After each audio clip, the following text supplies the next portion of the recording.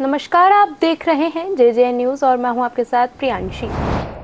अल्मोड़ा से एक राजनीतिक खबर सामने आ रही है, जहां पूर्व विधानसभा अध्यक्ष गोविंद सिंह कुंजवाल ने महिला आरक्षण बिल को लेकर केंद्र सरकार पर तीखा हमला बोला है। आपको बता दें कि गोविंद सिंह रावत ने प्रेस को जारी बयान में कहा कि प्रधानमंत्री नरेंद्र मोदी देश की महिलाओं को इस मुद्दे पर गुमराह कर रहे हैं। उन्होंने स्पष्ट किया कि कांग्रेस पार्टी शुरू से ही महिला आरक्षण बिल की समर्थक रही है और वर्ष 2023 में संसद के दोनों सदनों में इस बिल को पारित कराने में विपक्ष ने अहम भूमिका निभाई थी।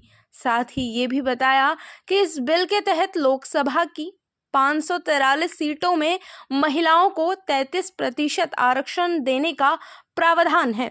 हालांकि उन्होंने आरोप लगाया कि केंद्र सरकार ने इसे लागू करने में जानबूझकर देरी की और इसे जनगणना तथा परिसीमन से जोड़ दिया। साथ ही यह भी कहा कि सरकार अब चुनावी परिस्थितियों को देखते हुए इस बिल को अधिसूचित कर रही है। उन्होंने महिलाओं से अपील की कि वे तथ्यों को समझें और किसी भी भ्रामक प्रचार से सावधान रहें। फिलहाल इस बयान के बाद सियासी बयानबाजी और तेज होने के आसार हैं।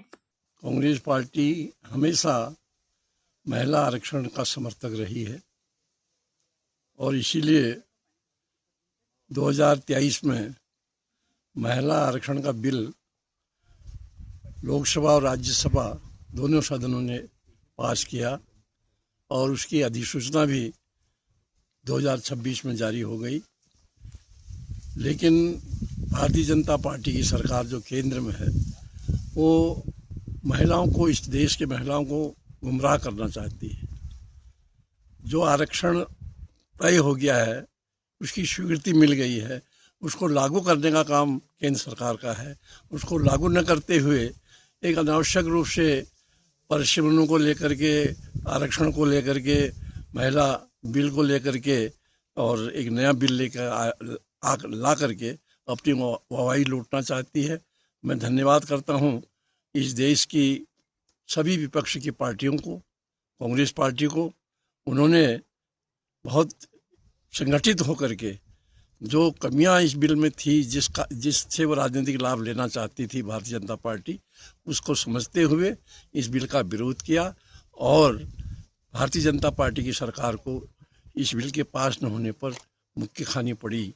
ये साफ है। मैं इस देश की महिलाओं से भी अपील करना चाहता हूँ, भारतीय जनता पार्टी के किसी भी बात पर, महिलाओं से संबंधित किसी बात पर विश्वास न करें।